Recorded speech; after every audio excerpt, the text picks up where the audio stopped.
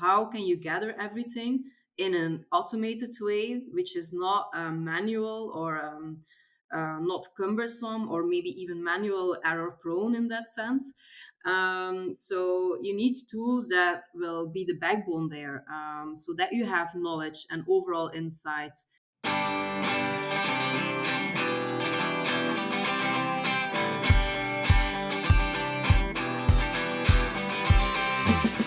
All right. Hello, everybody. My name is Carlos Campabadal. I'm an outreach specialist and faculty here at the Department of Grain Science and Industry at Kansas State University, where I work in the areas of grain storage and feed manufacturing at the International Grains Program Institute that we call IGP. Today is my first time being here a host in this podcast, and I really appreciate the opportunity. And today we will have Lynn Verstrepen, that she works for BESTMIX. And Lynn, welcome very much here for joining us. And this the Feed Science podcast. If you please can just introduce ourselves and we could hit it off. Thank you. So I'm Lynn Verstrepen, was a good pronunciation of my last name. And maybe a secret, it's also my first time doing a podcast, so pretty excited. I work at BESTMIX Software and I lead there the product management department. I have a bioengineering degree in environmental technology, and I've spent until now more than 12 years working with software for the feed and the food industry. And I talk a lot with customers, so I have a ton of know-how of the feed and the food businesses, how they work, and what kind of challenges they encounter. And that's what we do at BestMix Software. We make them software that help those customers to tackle these challenges. So pretty excited in doing this. And also the topic of today, the challenge of raw material sourcing, is something that we heavily invest in. So happy to dive in and explore how software in general can be a game changer in this area. With its advanced industry-specific capabilities, BestMix Software empowers nutritionalists and formulators to optimize material allocation, manage recipes, and ensure data confidence for informed decision-making. By providing a comprehensive solution that integrates real-time data and strategic planning tools, BestMix enables you to do the job efficiently and precisely. Focus on your core job and let BestMix do the rest. Thank you very much for joining us, and also with the time differences here in the central Kansas. We're here in the U.S. Central in the morning, and I know you're there in the afternoon back in Belgium. And as we said, both first time for us here being part of the Feed Science podcast, and in this podcast we love to hear about all the different topics related to our industry, and like you said, the market volatility related to the feed ingredients, raw material is something that is very important. I throughout my work, and as you know me, I come from Costa Rica, and my family actually is involved in the feed production business on it's integrated and commercial, and we actually make pet food too. So I encountered that volatility on I'm not gonna say day to day because I'm not part of the business day to day, but with my cousin that runs the company, my father, and other people, I'm kind of involved a little bit into it. So we understand how it is. And so from your perspective, I mean, if we go back, you said you have more than 12 years of experience. Can you relate us a little bit of how you have seen compared to previous years? And then we know that everybody has a saying related to COVID, how COVID changes a lot of the life, but there's been other factors that have caused this market volatility. So you can share a little bit more your view into it, and then we could dive in a little bit more and what things we need to keep in mind to kind of offset this issue, especially for feed producers. Maybe something to mention first is, despite the challenges that we see here, I think there's still a great growth potential. So it's not all negative, of course. But in my opinion, companies should be aware of the environment that they are operating in. And we have an environment that contains of political challenges, but also economical, ecological, even, and sustainability, a big trend. Social factors also that influence that environment. And I think that is one of the most important things that you should be aware of if you want to be strategic as a company. I always say you can only win a battle if you know yourself, but also your enemy. And this type of environment is a kind of enemy. You need to know what it's behind or what can happen. So if you look, for example, to the past, we have seen that farmers have a constant pressure to become as efficient as possible, but also feed producers, they need to deliver feed at the best prices. So a lot of challenge there, and you had already the example of COVID. It's maybe a good or a bad example, depending on how you want to call it. But this resulted really in a kind of cascading disruptions in the supply chain with high prices, but a trend that we still see. For example, we have other events like the Russian invasion in Ukraine. We have droughts in Europe. Um, Trade embargoes, for example, that creates similar type of events in the supply chain, I would say. And you could say, okay, maybe production is slowly returning to normal, but what is normal? If I look to it, instability is still there. And this is worldwide. We have disruption in the supply chain and increases in prices. And in my opinion, this will not go away. There will always be like one of kind of trigger that will set this again. So if you then look to that market, and you have prices which are inconsistent for raw materials and feed additives, we know that profitability takes a hit. And what happens then is that you see that sometimes the supply chain slows down, but then companies can't deliver anymore what they are promising. And then we don't have happy customers anymore. That's also something that we want or don't want. And to fix this, what we see is, or what I sometimes see at customers, they try to quickly have possibility or a solution for it. But then maybe you're buying materials that you don't really need, or it's a quick fix, but it's not a long term fix. So in the end, you have an overall effect which is not in a positive balance. Um, so this kind of sourcing is an issue that I see and being cost in the market. But it's not only that. If you look to fluctuations in these industries, you also see, for example, in the labor shortage an issue, in the sense of factories are closing down or people are leaving their jobs and go in different industries. So it's not that easy to have skilled personnel anymore.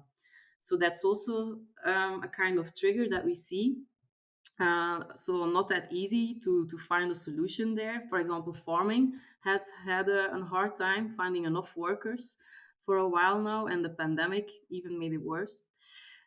So maybe it's something that you recognize as well from your own situation. And what I see is that then companies try to stick with the same suppliers because they know them, they are trustworthy, but always sticking to the same supplier is also not something that you want. And because sometimes another supplier has other benefits. So it's worth sometimes making that change, but then changing in a volatile environment is not that an easy choice. So we see like a difficult balance somewhere sometimes. Do you stay what you know, or do you go for something that you don't know, but then maybe risk that you don't have the materials that you need? So it's a difficult puzzle, I would say. And I see a real struggle there. I agree 100% with everything that you're mentioning. I mean, we see it here. I mean, just going back a little bit on the environmental factors, here in Kansas, as some people know, is the number one producer of hard red winter wheat, which is the number one wheat type that is growing here in the United States, that used to produce wheat, bread, and those type of flowers that need pricing. And we coming out of a 3-year drought, and that affects a lot because even that is intended for human consumption, all the wheat millings that are used for different animal diets takes a hit too. And some in some places also they use wheat as a feed ingredient, as a raw material. And that place, even in my own local market, you could actually definitely see it. And so it's very important, all those factors you mentioned. And definitely we're definitely seeing a labor shortage.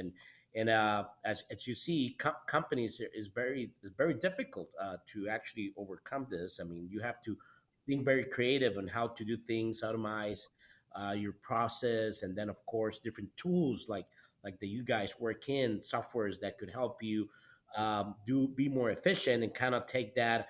I'm gonna call it manual labor thinking to overcome some of those calculations and decisions that you need to make on a day to day. Um, Putting my hat as here in the academic institution that I work, Kansas State University, our department is the only one that gets students with a 4-year degree in feed science, and we and milling and baking science too. But we see that the industry keeps asking for students to help get that workforce going, and we cannot recruit enough students, and they're just very difficult. Like you said, people go to different areas, they see people leaving on the one side of the workforce, and then we cannot get people to study to get into that workforce. So we're in a very changing world, but as you said, it's always like that. And this is not about me, but one thing that I wanted to kind of like check with you, or ask you, to be honest, on your comment is, you see probably on your day to day a lot of companies having a struggle and kind of like to overcome this traditional way of doing things. So, what do you think about that? And what do you think could be some of those different things that companies can do to overcome all this market volatility, shortage, and also kind of comment on shortage of workforce?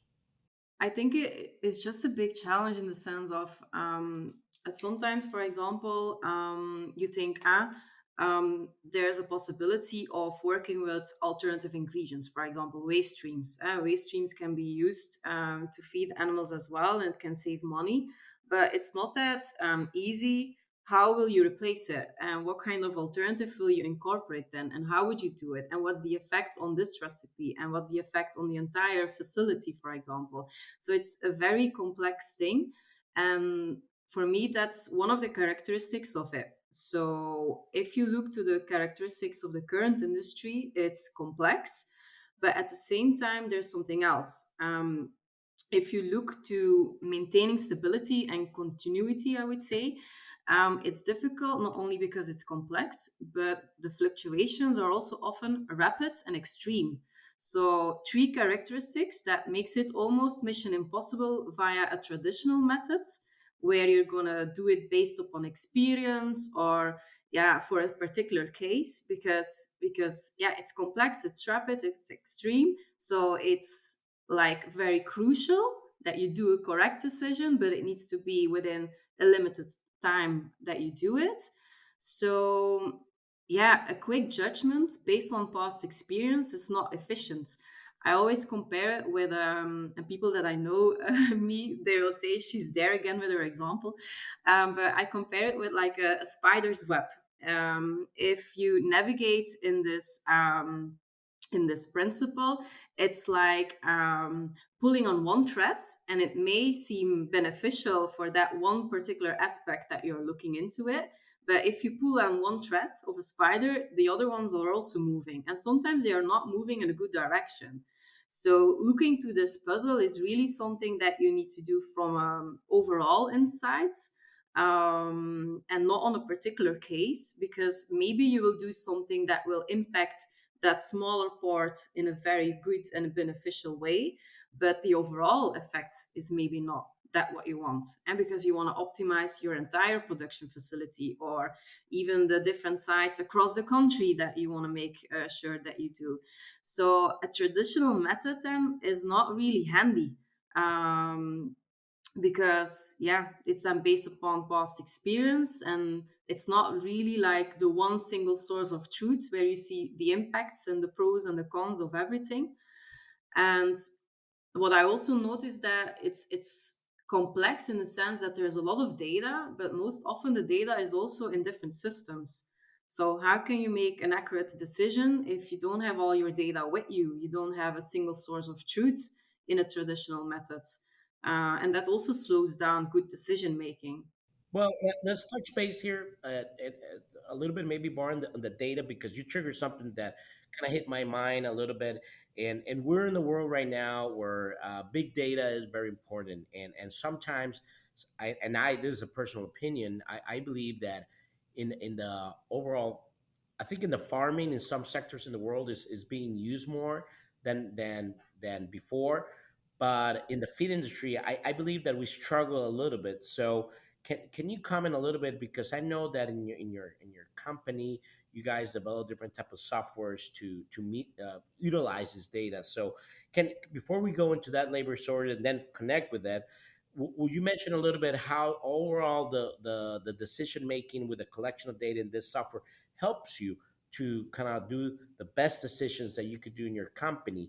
And I will put in an example that I see day to day in different parts of the world, that the procurement side makes a decision on least cost formulation. They might see the markets, of course. Then you got the formulation that also tries to formulate based on the ingredients that you have available, trying to match all the different specifications of your formula. And then you had the feed miller, and I put my hat as a feed miller based on my experience that those ingredients that you get might not be the best to, for example, get a good quality pellet. But how that all that different areas with all the big data you could collect help you make better decisions for your company. Yeah, if you take that example, for example, if you have it's a pretty concrete example. Imagine that you have a certain problem with certain ingredients. The thing is that if you don't have all the data with you, meaning that if that ingredient is used in X amount of recipes at X amount of production sites, you will not be able to judge correctly what you need to do with it, because it could be that if you replace ingredient with another ingredient in a certain formula, maybe that's not beneficial to do that in every single recipe. So what you need then to be able to make that good call is you need your information from your ERP system, meaning, okay, what kind of recipes, what kind of compound feed am I going to produce this week or even next week if the logistical issue is for longer term? What's the forecast of these formulas? How much do I still have of in stock of my other ingredients? That also influences the decision. Do I have contract information, ingredients on contract coming next week or this week? And this entire puzzle of data you need to centralize, because then software can, in a click, for example, be your backbone and say, okay, you want to do this. This ingredient is maximum this amount available. Let's see the effect. But you already see how much data that I'm listening up or listing up. It's a lot. And without having everything, you will be comparing like apples with pears. If you don't have everything there, then you don't have a good insight. So for me, without software, this is almost mission impossible. How can you gather everything in an automated way, which is not manual or not cumbersome, or maybe even manual error prone in that sense? So you need tools that will be the backbone there, so that you have knowledge and overall insights. It's almost, if you would compare it with the army, it's your number one in your arsenal that you need to have to deal with price swings and limited availability of raw materials. So, yeah, for me, that's the biggest change or the biggest difference with the traditional methods. Really having a one solution that gathers everything to do decision making in a very strategic way and data driven way. Data confidence is really important. And that's where what I wanted to go about data confidence, because sometimes when you think about it, it is like, how can you be sure that the data you're collecting or the things you're doing are I mean, I'm gonna put it in simple terms, the real information that you need to collect in order to make that informed decision to become more efficient in what you do. And I think this applies overall, not just in the feed industry or pet food industry. I mean, just overall. And I see some other industries that are very strong into it, but I do believe that the feed industry, I mean, overall around the world should look more into it. I mean, so from your perspective, um, I know you're based in Europe, so I wanted to kind of like ask you part that I'm a little bit curious. How do you see this transition overall in Europe from a feed livestock perspective, and then also on the pet food? And I did separate them because at least here in the Americas, the whole continent, and Southeast Asia, North Africa, that I'm very involved, you still see a separation. Having pet food a little bit more specific, a little bit more data driven compared to just regular livestock, swine, poultry, dairy feeds. I think, yeah, especially the customers that I'm working with, they are really data driven companies. I think that's a huge shift that we make. And maybe, okay, maybe pet food is already a bit longer like that. But I think that's maybe just because the origin is different. I think pet food is more like food. The industry is also marketing, and that's already data driven, Yes. right? Marketing statistics and analytics, so they come from a different angle. So I think those type of companies are already a bit more data driven in the sense of gathering data and stuff like that, but it's just then also taking it to the level of production.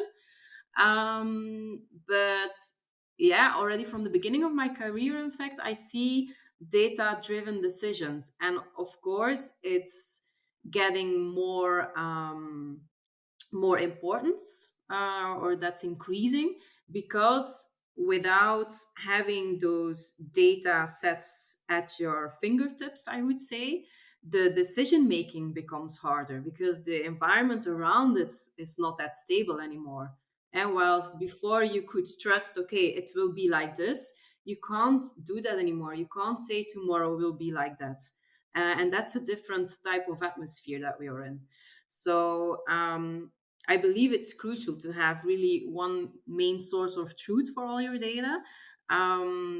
Because if you look to a feed producing company, it starts already from the customer request phase, right? You go then to product development, order entry, planning, getting your raw materials, producing, up to finishing and final product delivery. You can't optimize if you don't look to that full circle. So there again, it's looking from one solution, from one base system, to gather all the data, because yeah, every step is important and certain steps influence each other. So there you see that also again coming back. So I think it's really important to mention and talk about this. Because basically, if you look to software, it can be the source of truth in these type of decisions. And in today's fast changing world, I always call it, it's a kind of a foundation that you need to be strong and resilient, not to replace the core job of people, but to allow you to focus on your core job, and that the software is there as a backbone and that supports you in your decision making. Oh no, I absolutely I agree. And while you were talking, I was just kind of remembering how years ago, and there's still some places around the world that do that. That you have this person that maybe founded the company, is about to retire or past retirement, who makes a lot of decisions, maybe informed based on looking, let's say, on purchasing based on the market, or formulation based on what that person believes is the best. But in some Hmm. ways, they always feel that it's like a gut feeling that they have, Yeah. and that knowledge is not usually well transmitted as the next generations take over, especially in a family-based company.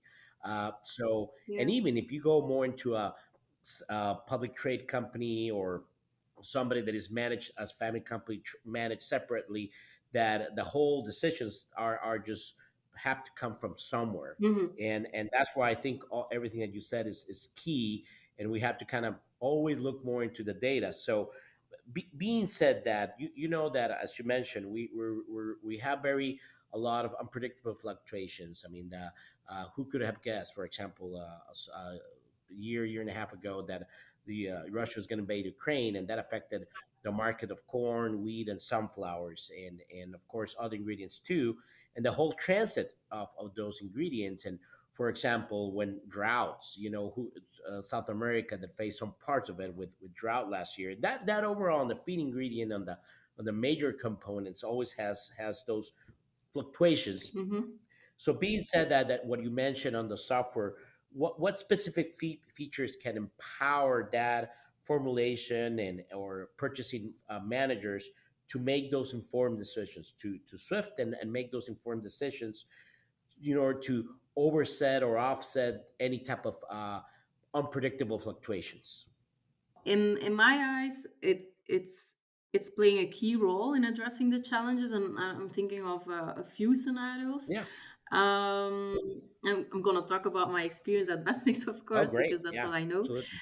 um so the first scenario that I'm talking or thinking about is that it's like I said already, like allocating ingredients efficiently. So if you have software that empowers your formulation and your purchase managers with tools that allow you to allocate ingredients at the right time, at the right place, at the right price, then regardless if there is market volatility, you will still be strategic and you will still have benefits in doing that. So if you have a tool like that that helps you in evaluating buying opportunities and reacting when there is a logistical challenge, that's already one area where it can unburden as a feature.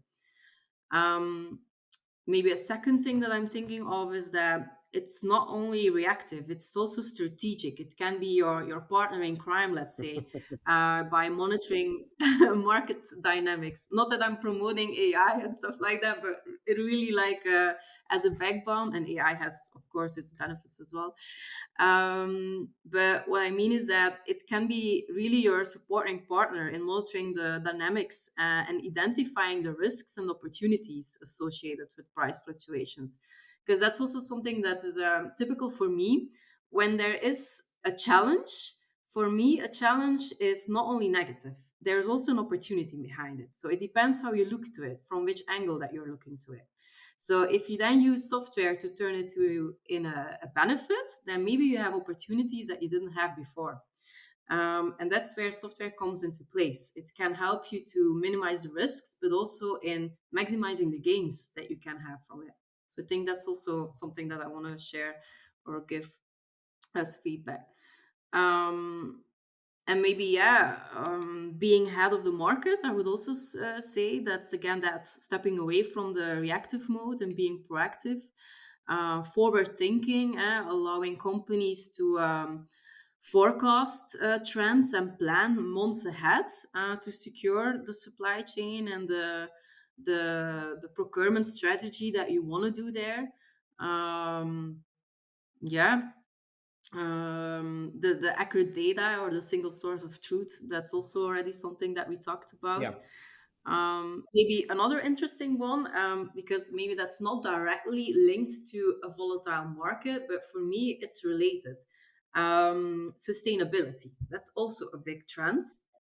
And if you look to it, it's also a disruptor in a way because it disrupts the way we handle today. 10 years ago, we would not take the same actions as now this trend or this challenge is imposing on us. So that's also a very nice one. I don't know if you encountered this already at your family. Yes, absolutely.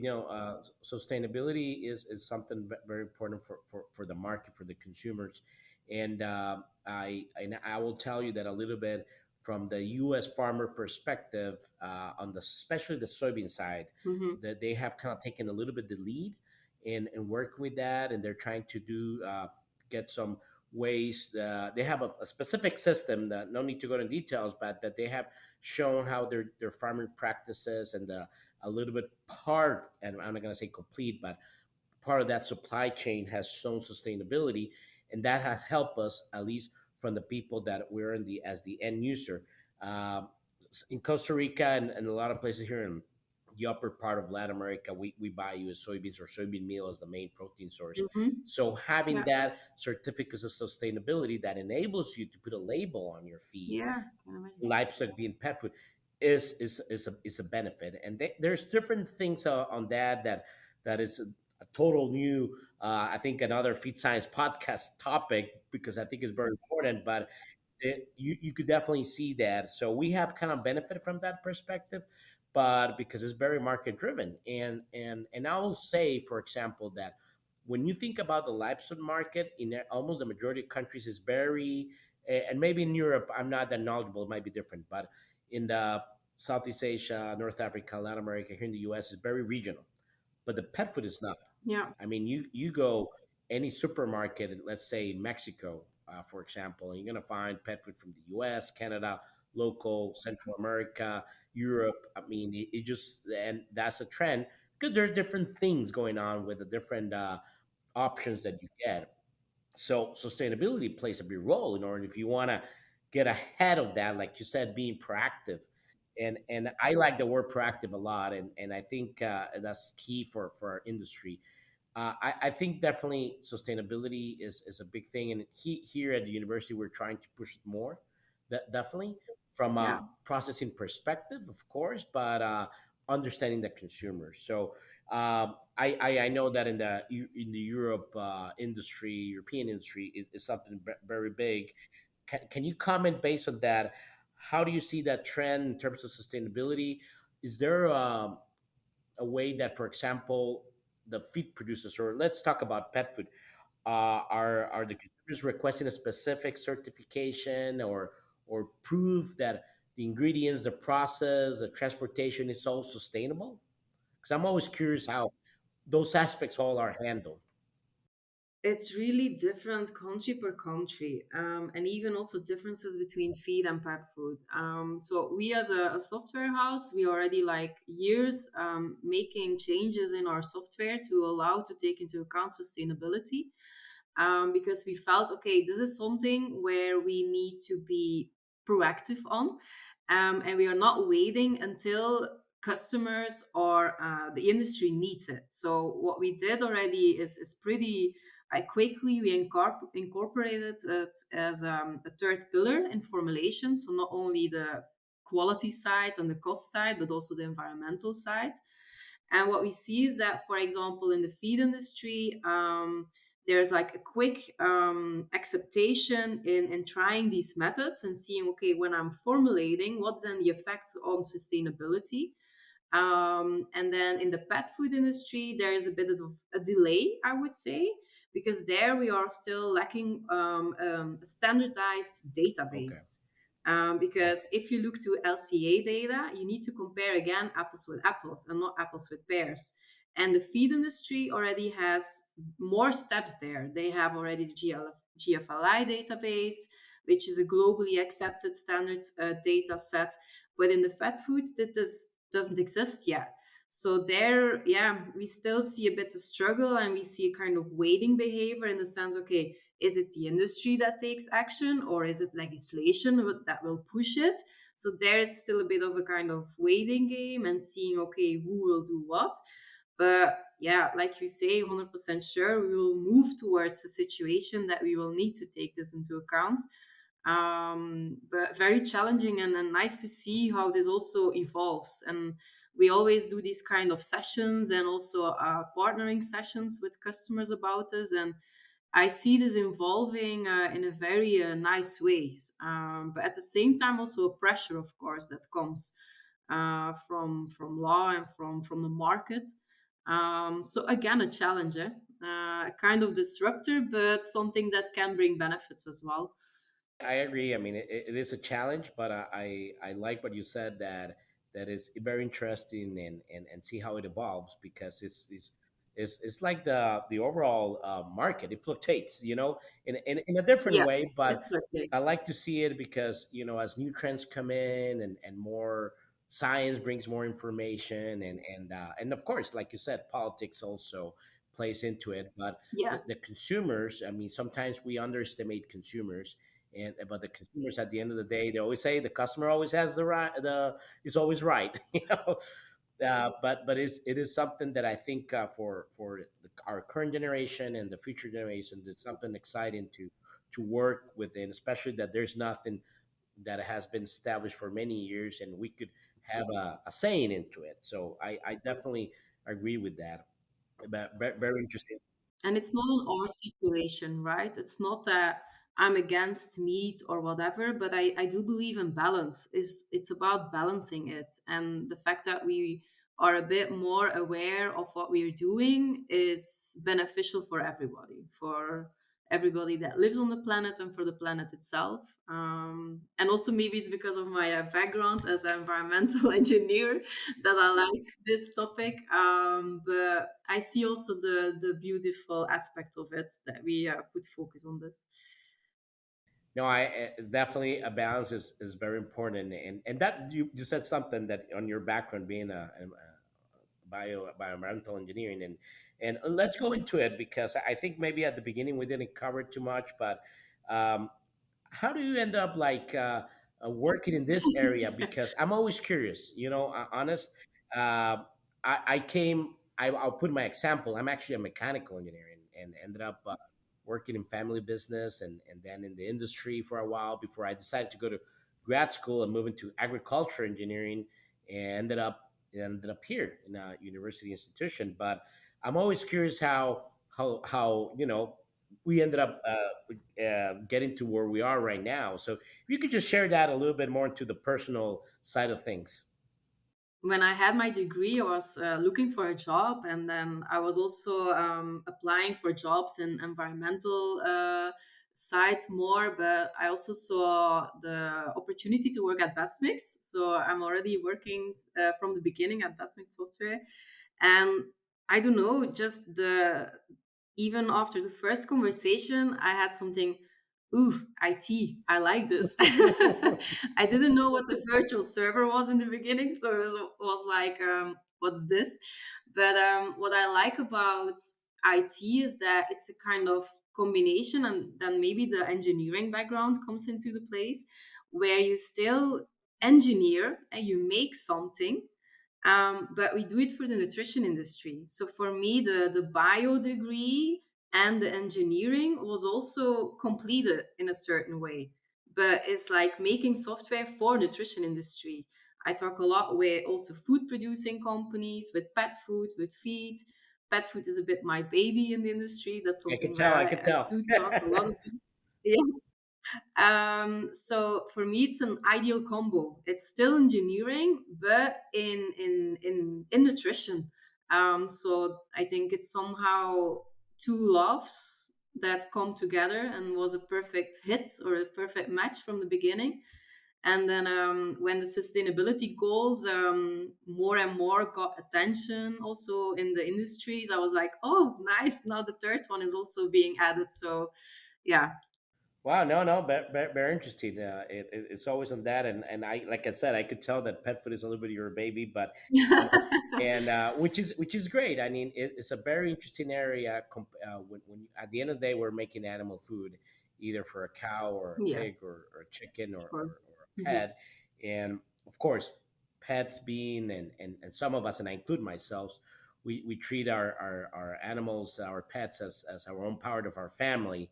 And I have a personal joke that I said that who's the boss of the house, and I will say the dog, and then my wife will say it's me. And then I said, and then it's the dog. But we there's always the trends, and in our case, we had to change diet because of allergies and things like that. So I could see that your background definitely brings innovation to the industry. So.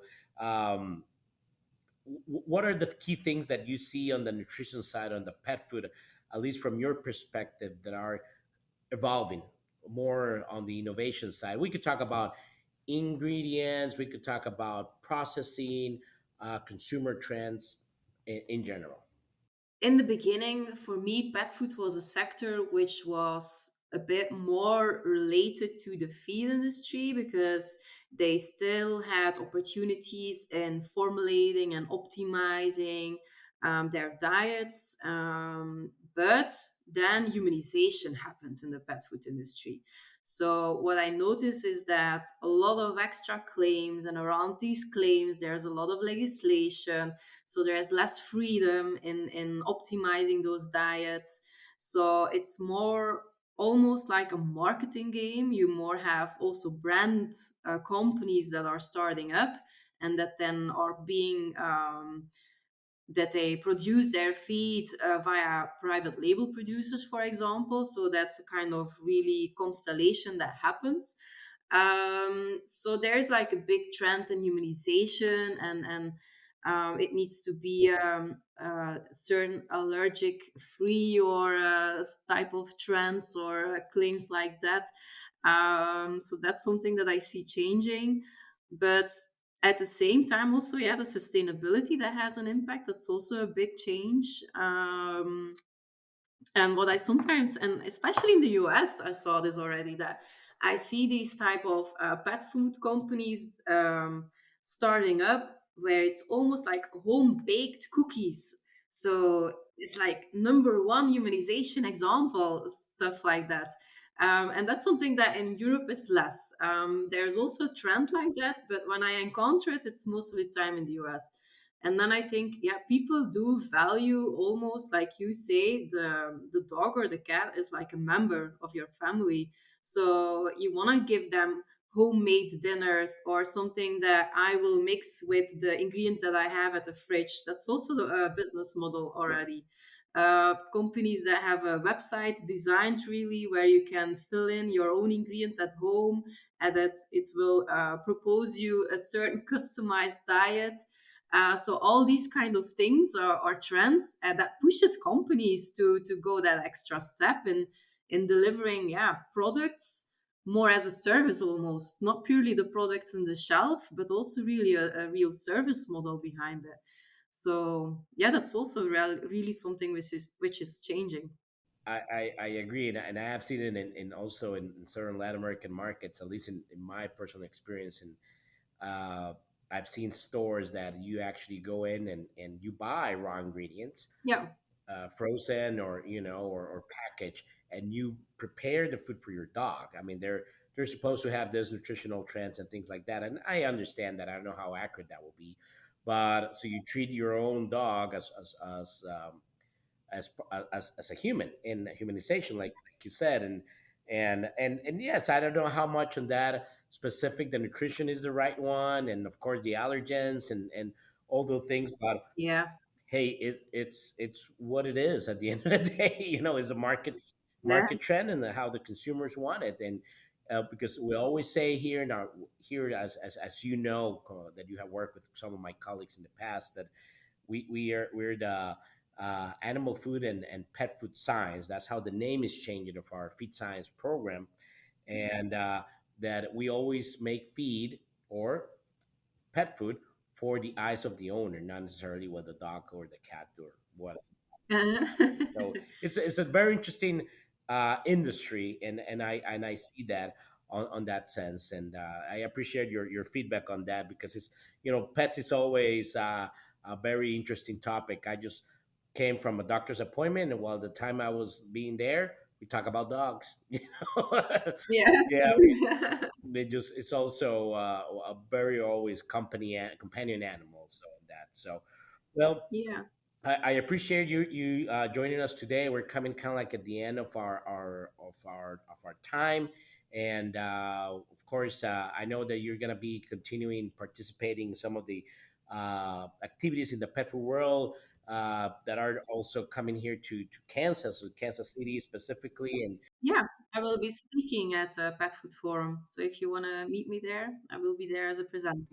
Absolutely. That'll be great, and we're looking forward for that. We also Kansas State will have a booth there, so if I please stop by too, and hope to see you well, it's almost like at the end of this month too. So Yeah, indeed. in behalf of the Feed Science podcast, Lynn, I really appreciate you coming and joining us, and like we said, I hope to see you anytime soon. So for the audience, this is Carlos Campabadal from Kansas State University in behalf of the Feed Science podcast, and thank you very much for viewing and listening to us.